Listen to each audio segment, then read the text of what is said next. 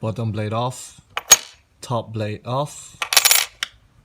The mysterious white head. It's plastic too.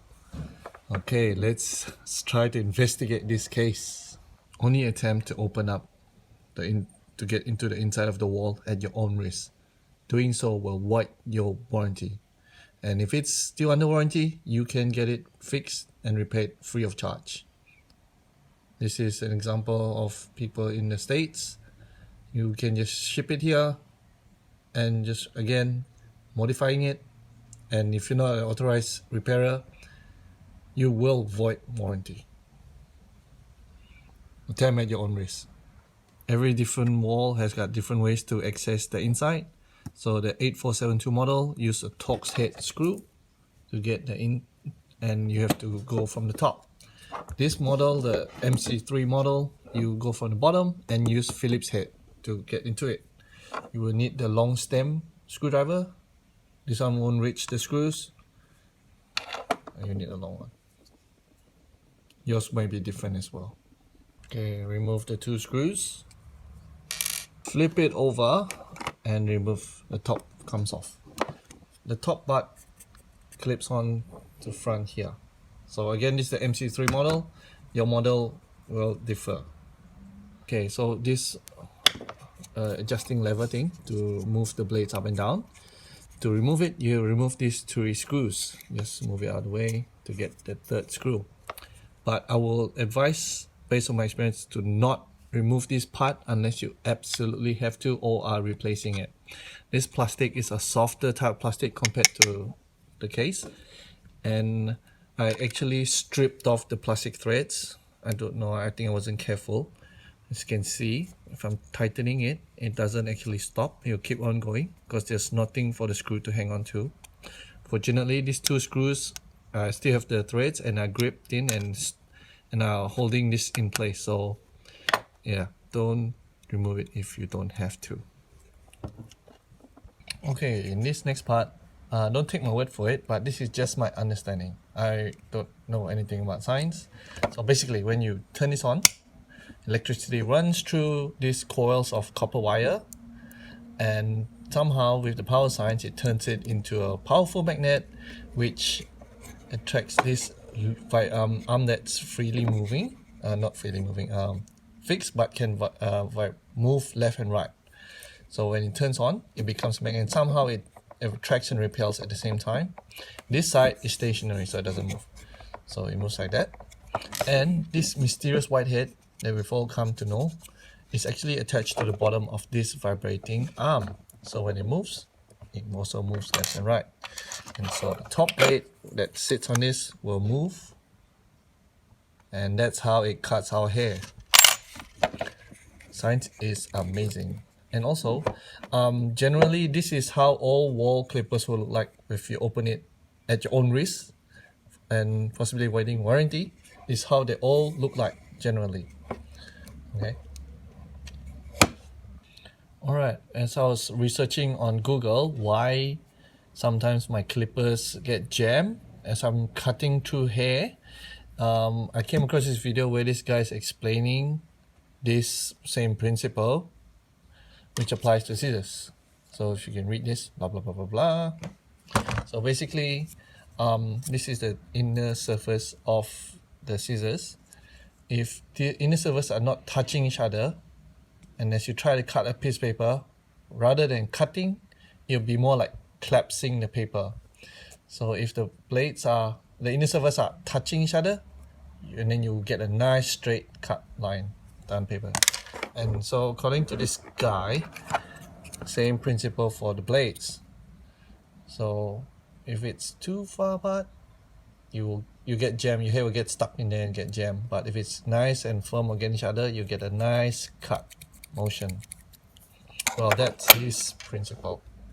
That's his suggestion, sorry. Okay, so what he suggested is to, or what he did as well, is to lower this vibrating arm. You can see, as I press down on the vibrating arm, the white head sticks out more. So as it sticks out more, it obviously will put more pressure between the two blades, and so you get a nicer cut. So to achieve this, you need to loosen these 2 bits. I had to use a Torx head screwdriver to remove the 2 screws. Just one warning, as with this soft plastic, this plastic here is more brittle, and as you can see the hole, this hole is okay. But when I unscrewed the screws, a whole chunk of plastic came off.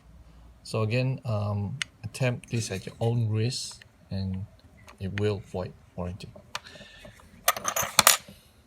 Okay, so with the screws loosened or removed, you can start to press down on the vibrating arm, which lowers the white head. Okay, so he suggested to also use these lines here as a guide. So if you don't need, you can slowly increase the tension. So 1, 2, 3, 4. So we suggest starting with 1, and then you hold it in this position and you tighten back the 2 screws. If you increase the tension more, you lower it down by another line and tighten the screws here. So this is what he suggested. Okay, that will increase the tension. So I followed his suggestion and tighten the screws, put the lid back on, turn it on, let it have a go, and turn it off, and then open the screws and the lid off again. And what I found was the vibrating arm was back to its original position, as if, and that like nothing ever happened. I believe because the motor is so powerful, so strong vibrations just shook it back there. So in my opinion, even though the suggestion sounds very logical and makes so much sense, I don't know, it just didn't work for me. It could work for you, but I wouldn't want to do it again, because all I got out from that was I just ruined this hole here on my case, and also possibly you could just damage your white head and also the blades as well. So no. Okay, end of sidetrack. Okay, another sidetrack. So you know when you're powering up or tuning your clippers and the screw here, this is what's happening on the inside. So let's look at this gap here. As you turn it clockwise, see it's touching, the 2 arms are touching. You go anti-clockwise, it goes away. So I don't know what's happening, but this must be a science thing. No sidetrack. Okay, now carrying on. Let's remove this power screw. Once we remove the 2 other screws here. Remove. Spring will come out from here. On the other side is another spring.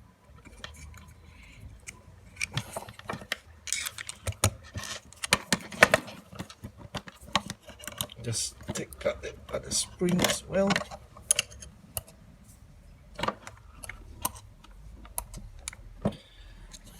And now you can remove the vibrating arm.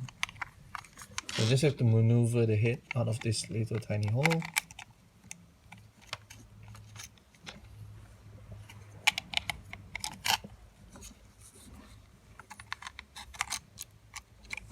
It's free. The vibrating arm. Quick close up of vibrating arm. You can pause at any time.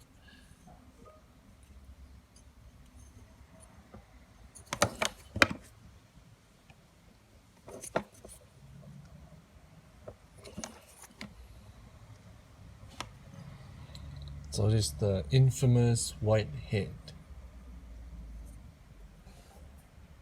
Okay, unfortunately for some people, their white heads could be tilted, pointing out that way, going that way, or even bent that way, bent up, bent down, whatever directions. That's not how it's meant to be. So it's supposed to be flat and straight. So I guess to solve your issue maybe is to get pliers and try to flatten it and straighten it out.